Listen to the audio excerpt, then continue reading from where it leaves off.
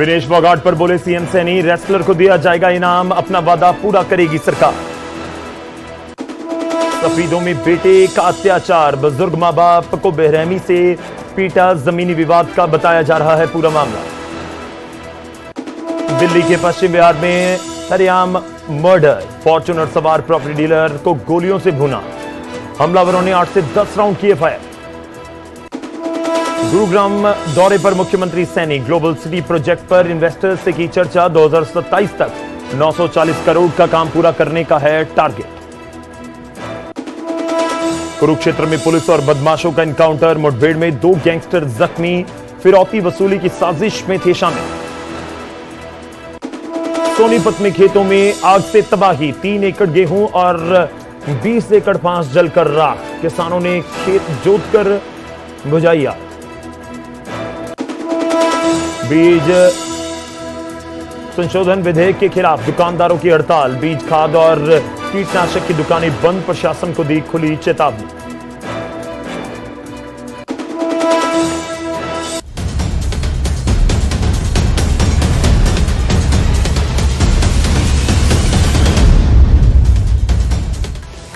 नमस्कार, स्वागत है आपका। गौरव शुक्ला मैं हूं आपके साथ और इस बुलेटिन का हरियाणा प्राइम का हम आगाज करने जा रहे हैं। सबसे पहले बात होगी विनेश फोगाट की।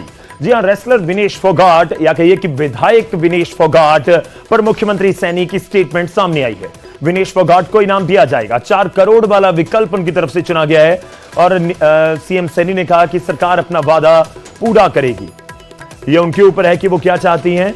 ओलंपियन विनेश फोगाट को सरकार ने 3 विकल्प दिए, जिनमें सरकारी नौकरी या फिर कैश इनाम 4 करोड़ रुपए या फिर गुरुग्राम में एक प्लॉट देने का ऑप्शन शामिल किया गया था, जिस पर विनेश फोगाट ने 4 करोड़ कैश अवार्ड पर अपना सहमति पत्र दिया। आपको यह भी बता दें कि पेरिस ओलंपिक्स में 2024 में विनेश फोगाट की तरफ से फाइनल तक अपनी जगह बना ली गई थी। फाइनल में पहुंचने का सीधा सा मतलब होता है कि 50 किलोग्राम भार वर्ग में उनका सिल्वर मेडल कंफर्म हो गया, लेकिन बिल्कुल फाइनल बाउट से पहले सुबह ही 100 ग्राम 50 किलो से 100 ग्राम ज्यादा उनका वजन निकला था और उनको डिस्क्वालीफाई कर दिया गया था। इस बीच खूब विवाद हुआ और विवाद के बीच हरियाणा सरकार की तरफ से कहा गया कि हम विनेश फोगाट को एक चैंपियन की तरह ही ट्रीट करेंगे, जो एक चैंपियन को सुविधाएं दी जाती हैं वही विनेश फोगाट को भी दी जाएंगी। तो इसका सीधा अर्थ था कि विनेश फोगाट को जो एक चैंपियन की तरफ जो 4 करोड़ सिल्वर मेडल के ऊपर दिया जाता है वो दिया जाएगा। खैर, उसके बाद सरकार की तरफ से ये जिक्र किया गया कि 3 ऑप्शंस हैं, उनमें से एक ऑप्शन को चुनना होगा। आपको सुनवाते हैं क्या कुछ कह रहे हैं मुख्यमंत्री। मैंने तो तभी बोल दिया था उनको, मैंने तभी बोल दिया था, उनके ऊपर है। हमने तो कह दिया था, हम कोई ऐसा नहीं है, जो हमने कहा है वो सरकार पूरा करती है। मैंने तो तभी बोल दिया था उनको, मैंने तभी बोल दिया था, उनके ऊपर है। हमने तो कह दिया था, हम कोई ऐसा नहीं है, जो हमने कहा है वो सरकार पूरा करती है। चलिए रुक करते हैं गुरुग्राम से। हमारे सहयोगी धर्मवीर शर्मा हमारे साथ जुड़े हुए हैं। धर्मवीर, जानना चाहेंगे क्या कुछ सवाल किया गया था मुख्यमंत्री को विनेश फोगाट को लेकर और उनकी स्टेटमेंट के, क्योंकि खूब सारी चर्चाएं इस तरह की भी चल रही हैं कि विनेश फोगाट चाहती हैं कि प्लॉट भी दिया जाए और 4 करोड़ भी दिया जाए। क्या ऐसी भी कोई चर्चा या सवाल हुआ मुख्यमंत्री को? देखिए, मुख्यमंत्री से सीधे तौर पर पूछा गया था कि विधानसभा में जिस तरह से विनेश फोगाट ने सवाल उठाया था और कहा था कि मुख्यमंत्री सदन में मौजूद है, उन्होंने जो वायदा किया था वो अभी तक पूरा नहीं हुआ है, तो उसको लेकर के आज सवाल किया गया मुख्यमंत्री से। तो मुख्यमंत्री ने कहा था कि उन्होंने उसी वक्त भी कह दिया था विधानसभा में भी कि वो अपना वायदा पूरा करेंगे और उन्होंने विनेश फोगाट को भी ये कह दिया है कि वो अपना वादा पूरा करेंगे। उनके ऊपर है कि वो इसको किस तरह से लेते हैं। ये जरूर चर्चाएं हैं सरकार के और विभाग के बीच में कि 3 ऑप्शन जो है वो विनेश फोगाट को दिए गए हैं, जिसमें कैश अवार्ड है 4 करोड़ का, इसके साथ साथ एक प्लॉट है।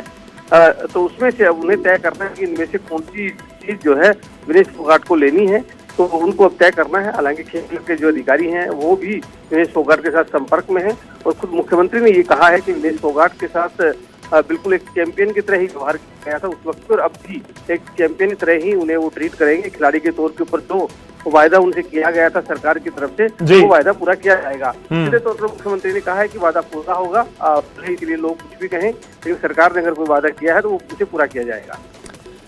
ये क्लियर है कि उन्होंने 4 करोड़ ही ऑप्शन चुनी है, या अभी इसको लेकर कोई दुविधा है या सस्पेंस है?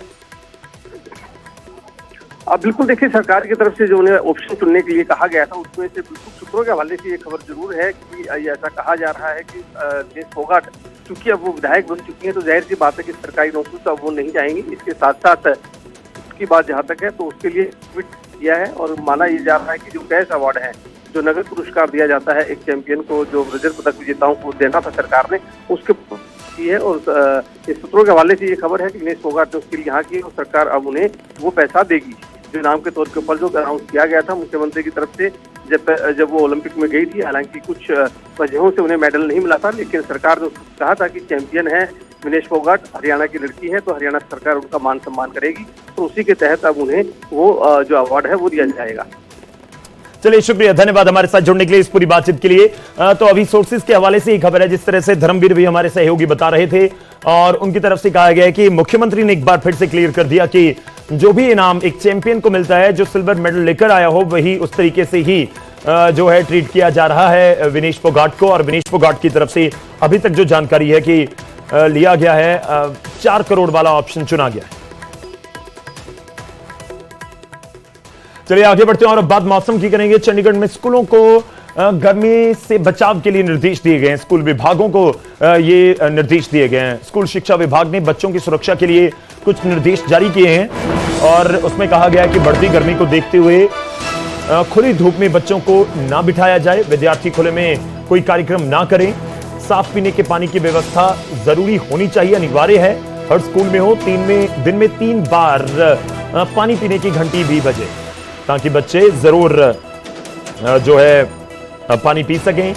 और दरअसल बच्चों को लेकर यह भी कहा जाता है कि पानी पीना जरूरी है और कई बार बच्चे खेल कूद में इतना बिजी हो जाते हैं कि उनको याद नहीं रहता, इसलिए ये भी एक पूरा आप कह सकते हैं कि बनाया गया है रूल कि 3 बार घंटी बजेगी कि पानी पीने के लिए। बाकी स्कूल में घंटी तो बजती है जब पीरियड चेंज होता है, क्लास चेंज होती है। तो एक तो खुले में देखिए, गर्मी में वैसे भी बच्चे बाहर बैठकर नहीं पढ़ते हैं, लेकिन बहुत सारे कई बार ऐसा होता है कि कुछ कार्यक्रम करवा दिया गया है, कुछ परेड करवाई जा रही है या फिर स्कूल में कुछ और कार्य करवाए जा रहे हैं, कुछ खेल कूद के प्रोग्राम करवाए जा रहे हैं, तो उनको लेकर ये गाइडलाइंस दी गई हैं। और इसके साथ ही लू से बचाव के लिए ORS के पैकेट्स भी उपलब्ध करवाए जाएंगे बच्चों को दिए जाएंगे गर्मी से बचने के लिए टिप्स कि किस तरह से गर्मी से बचा जा सकता है। तो देखिए, एक तरफ खूब चर्चा हो रही है कि गर्मी जबरदस्त इस बार होगी, 40-42 का आंकड़ा अभी तक टेम्परेचर छू चुका है और इस बीच उम्मीद ये भी है कि गर्मी पिछले साल के मुकाबले इस बार ज्यादा होगी, इसलिए ये निर्देश कहे जा सकते हैं। चलिए रुक करते हैं, हमारे सहयोगी अंकित दुदानी फोन लाइन पर हमारे साथ हैं। अंकित, थोड़ा सा समझाइए कि ये क्या आदेश दिए गए हैं इस लेटर के जरिए स्कूलों को, शिक्षा विभाग को? बिल्कुल, जो दिशा निर्देश जारी किए गए हैं और वो गर्मी को देखते हुए किए गए हैं, क्योंकि अभी की अगर बात करें तो गर्मी बिल्कुल कहीं ना कहीं अपना जो परचम है वो दिखाने लग गई है, अपना कहर बरपाने लग गई है। तो अब उसी के चलते अब जो शिक्षा विभाग है उसने आदेश जारी किए हैं, उसमें लिखा गया है साफ साफ कि कोई भी अवस्था हो उसमें विद्यार्थियों को खुली धूप में ना बिठाया जाए। किसी भी कोई भी कार्यक्रम हो, कोई भी आयोजन हो, वो खुली धूप में ना किया जाए और जो भी विद्यार्थी हैं उनके लिए साफ पीने के पानी की पूरी तरह से व्यवस्था की जाए। सभी विद्यालयों में 3 बार, ये स्पेशल है कि सभी विद्यालयों में 3 बार पानी पीने के लिए घंटी बजाई जाए, जिससे कि पानी पी करके आ सके बच्चे और जा करके, क्योंकि उनके अंदर डिहाइड्रेशन ना हो। और रेड क्रॉस का जो फंड विद्यालयों में आता है उसके माध्यम से ORS के पैकेट की व्यवस्था की जाए, जिससे कि किसी भी बच्चे को कोई डिहाइड्रेशन की कोई होती है। तो इस तरह के काफी जो है सभी विद्यार्थियों को गर्मी से बचने के लिए तो जो चर्चा की जाए, उनको बताया जाए किस तरह से गर्मी से बचा जा सकता है।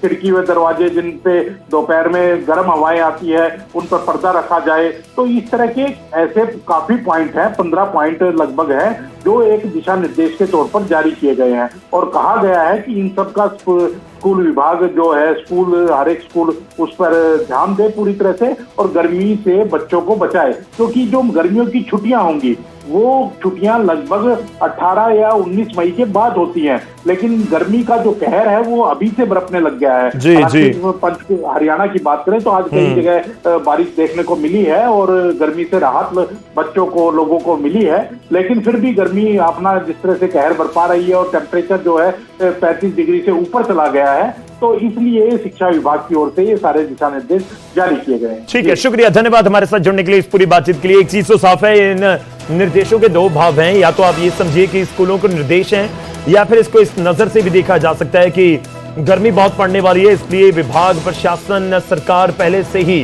आप कह सकते हैं कि पूरे अलर्ट पर है।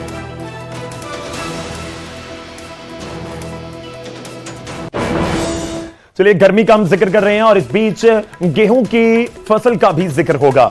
और चरखी दादरी से खबर है, चरखी दादरी में खेतों में गेहूं की फसल को आग लग गई। 2 गांव में 10 एकड़ गेहूं की फसल जलकर राख हो गई। कुछ तस्वीरें हम आपको दिखा रहे हैं। देर रात शाम में यह आग लगी थी। किसानों ने कड़ी मशक्कत के बाद आग पर काबू पाया। बाढ़रा विधायक ने किसानों को मुआवजा दिलाने की भी बात कही है। गांव हड़ौदी और अटेला की यह पूरी घटना है। लाइन का फॉल्ट होने के कारण कई एकड़ के गेहूं जलकर बेकूफ खाक होते हैं।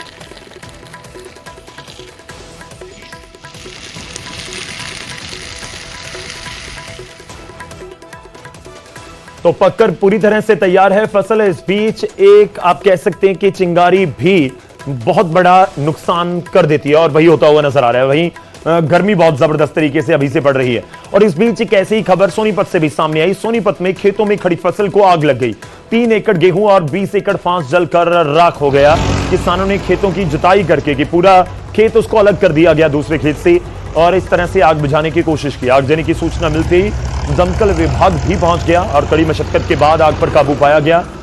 सोनीपत का मैं जिक्र करूं तो सोनीपत का गांव है कुमासपुर और दीपालपुर, जिसकी घटना बताई जा रही है। वहीं किसानों की तरफ से मुआवजे की मांग की जा रही है। आप जो ट्रैक्टर चल रहे हैं उनको नजदीक से देखिए तो आपको नजर आएगा कि गेहूं की फसल पूरी तरह से पककर तैयार है।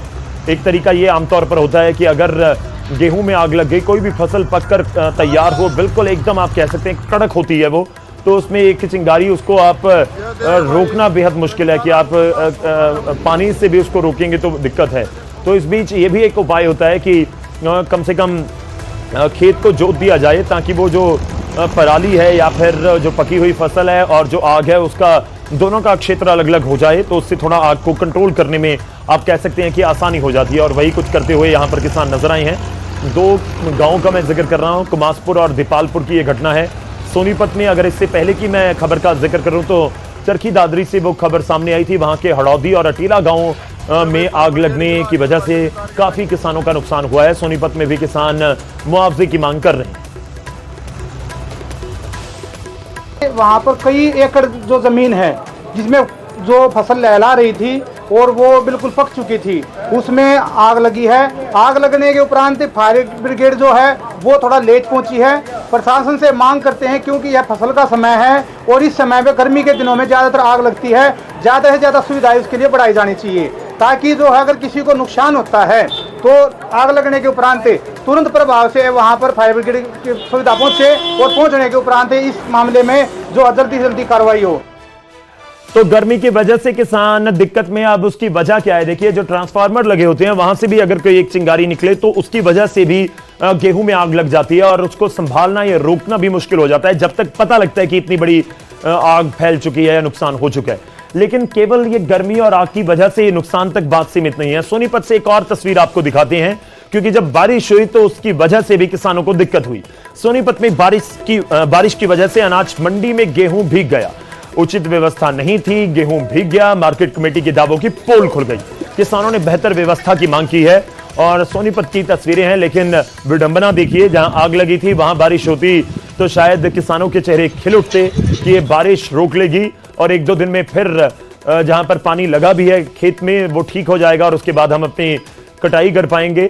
और दूसरी तरफ जहां मंडी में धूप की जरूरत है इस समय की, जो फसल नहीं भी सूखी वो भी सूख जाए अच्छे से और उसकी बोली लग जाए, वहां पर तिरपाल की व्यवस्था नहीं थी। और अगर हम रुक करें खेतों का तो वहां पर फायर ब्रिगेड उतनी तेजी से नहीं पहुंच पाई जितनी तेजी से पहुंचनी चाहिए थी।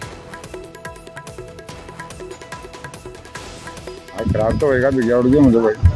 तो प्रशासन की ओर से, मंडी की ओर से कुछ थे? प्रशासन का कोई क्या व्यवस्था, बस प्रशासन की कोई व्यवस्था नहीं बताओ। तो क्या कहना चाहोगे, इसको कुछ व्यवस्था होनी चाहिए? व्यवस्था तो होनी चाहिए किसान के लिए, और क्या है, किसान को मजबूर है, हर मजबूर काट डालेगा। एकदम तो किसी का भी ना हो तो इंतजाम ना कर सकता है, एकदम आने मत ये तो पता लगा मौसम बदला है, तो बेरा बटेगा। तो कुछ इंतजाम थे यहाँ पर ढकने को लेकर? मन नहीं ना बेरा कुछ है, क्यों वो नौबत आई है नहीं जानते, अंदर कर दिए, अंदर करके बाहर जाइए। तो क्या मांग करते हो? मंडी पर कैसी व्यवस्था होनी चाहिए? बस इधर तो घड़िया होनी चाहिए, या दिक्कत आनी चाहिए, कोई दिक्कत जगह पलट चाहिए। आगे बढ़ते हैं, अगली खबर का रुख करेंगे और बात अब बीज संशोधन विधेयक 2025 की, जिसके खिलाफ हड़ताल है। पूरे हरियाणा में दुकानदारों की तरफ से हड़ताल की गई है। जो बीज विक्रेता हैं उनकी तरफ से बीज, खाद और कीटनाशक की दुकानें बंद हैं। सोनीपत में धरने पर ये दुकानदार हैं और सोनीपत में धरने वाली जगह पर बीजेपी के प्रदेश अध्यक्ष और विधायक भी नजर आए। 15 अप्रैल तक समाधान का आश्वासन दिया गया है। दुकानदारों की तरफ से कहा गया कि जब सीलबंद बीज बेचते हैं तो दोषी क्यों ठहराया जाए। नए बीज संशोधन विधेयक में जुर्माने और सजा का प्रावधान है। दोषी पाए जाने पर 2 साल की सजा और 5 लाख रुपए तक का जुर्माना हो पाएगा। प्रदेश में 400 से ज्यादा लाइसेंसधारी जो बीज दुकानदार हैं और जो इस समय लामबंद हैं। दुकानदारों की तरफ से प्रशासन को चेतावनी दी गई कि दुकानें नहीं खुली तो किसानों को भारी दिक्कत होगी। विपक्ष ने भी सरकार के विधेयक को किसान और दुकानदार विरोधी बताया।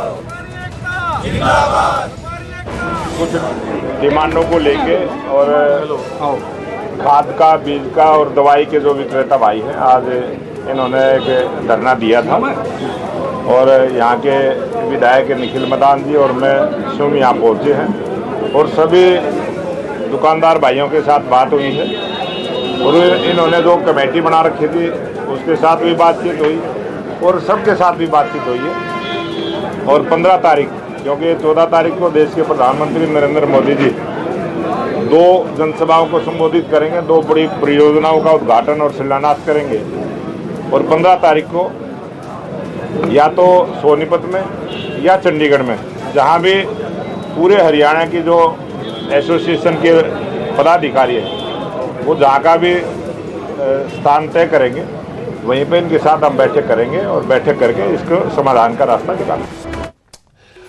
अब खबर है दिल्ली से। दिल्ली के पश्चिम बिहार में ताबड़तोड़ फायरिंग की घटना हुई है। फॉर्च्यूनर सवार एक प्रॉपर्टी डीलर का कत्ल कर दिया गया, हत्या कर दी गई। हमलावरों ने 8 से 10 राउंड फायर किए हैं। ये बड़ी खबर है देश की राजधानी दिल्ली से, दिल्ली के पश्चिम बिहार इलाके से, जहां पर यह पूरी घटना हुई। हमलावरों ने 8 से 10 राउंड कई फायर किए और कार के सामने से राजकुमार दलाल पर गोलियां चलाई गई, जो प्रॉपर्टी डीलर का, रियल एस्टेट का काम करते थे। वारदात के बाद जो हमलावर है मौके से फरार हो गए। प्रॉपर्टी डीलर को जख्मी हालत में अस्पताल पहुंचाया गया। डॉक्टरों ने राजकुमार को वहां पर मृत घोषित कर दिया। अब इलाके की सीसीटीवी फुटेज खंगालने में पुलिस जुटी हुई है। परिवार का वही दावा है कि किसी से कोई दुश्मनी नहीं थी। दिल्ली में सरेआम हुए मर्डर से हड़कंप मच गया और एक बार फिर कानून व्यवस्था कटघरे में जरूर खड़ी दिखाई दे रही है। अब यह भी जांच का विषय है कि क्या कोई फिरौती की मांग की जा रही थी, क्या कोई जो रंगदारी मांगी जा रही थी, कोई फोन कॉल आया था। लेकिन परिवार का फिलहाल के लिए दावा यह है कि उनकी किसी के साथ कोई रंजिश, कोई दुश्मनी नहीं है। फिर इस घटना को क्यों अंजाम दिया गया, एक बड़ा सवाल है। क्या जो प्रॉपर्टी डीलर है उनसे कोई पैसों की डिमांड की जा रही थी, कोई रंगदारी मांगी जा रही थी। खैर, पुलिस अब इन्वेस्टिगेशन को आगे बढ़ाएगी तो तथ्य सामने आएंगे।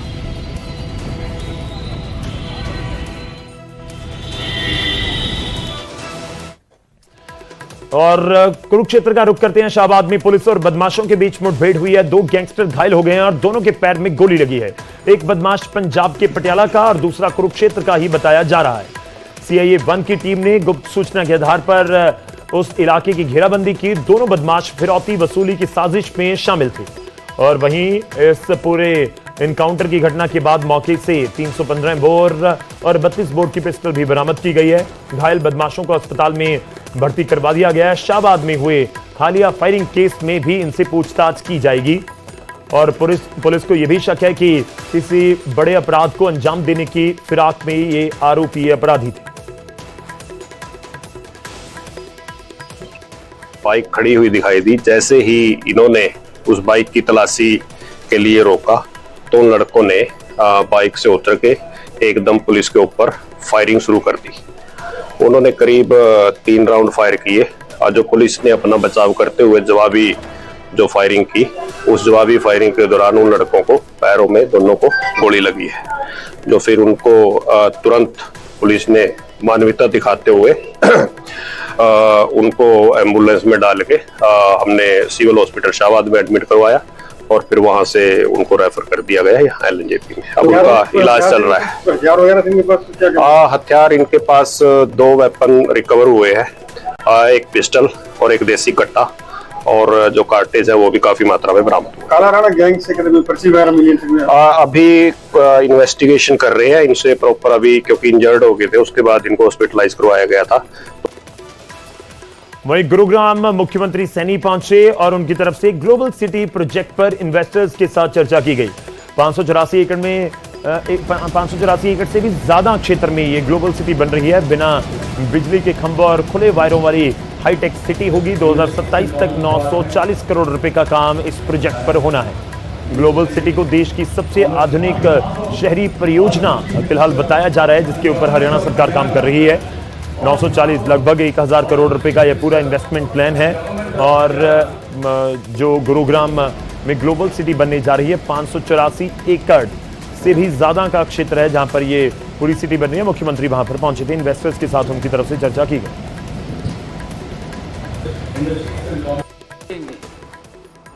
जो गुरुग्राम का टेम्परेचर है, उस टेम्परेचर से इस ग्लोबल सिटी में उसका टेम्परेचर कम रहे,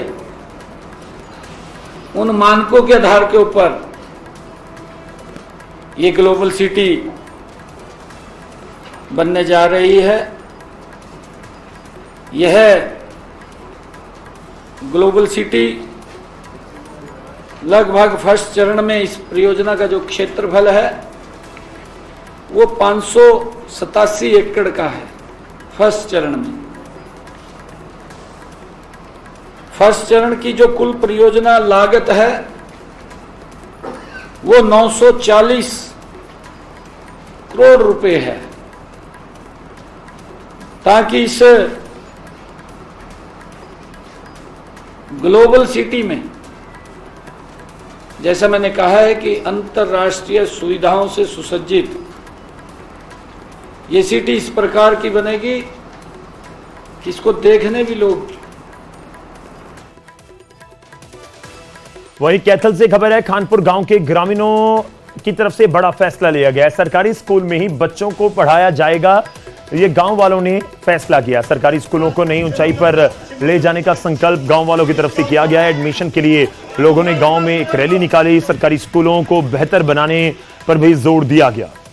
देखिए, सरकारी स्कूल में बच्चों को पढ़ाने का आप कह सकते हैं कि एक तरह से शपथ है। लोगों को भी जागरूक किया जा रहा है। खानपुर गांव है, ये कैथल जिले में पड़ता है और लोगों का कहना है कि अगर सरकारी स्कूल अच्छे हों, बेहतर हों, तो उस पर जोर दिया जाए तो लोग सरकारी स्कूलों का रुख करेंगे।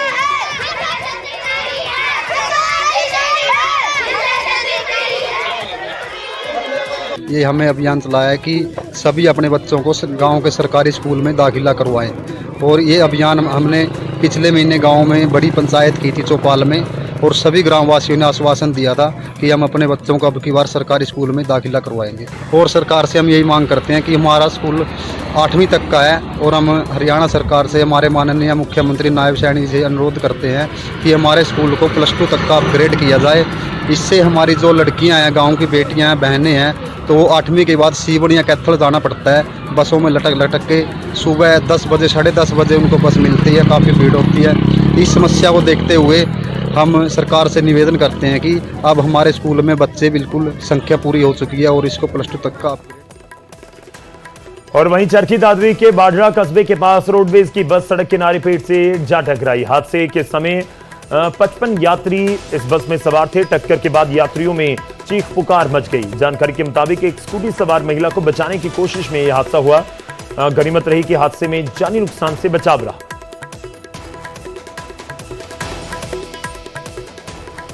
ये सुबह दादरी डिपो की बसें बहु से चलते बारडा जाती है, और जो बारडे के नज़दीक एक कार वाले को ओवरटेक करती है स्कूटी वाली बस के सामने आगे। उसको बचाने के लिए ड्राइवर ने गाड़ी को दूसरी साइड भगाया, तो बस अनियंत्रण होने के कारण कीकर में जा लगी, और इसमें किसी प्रकार की कोई ना चालक को, ना परिचालक को, ना या किसी यात्री को कोई चोट फेट नहीं है। खाली अगले अगले हिस्से में थोड़ा बस को नुकसान है।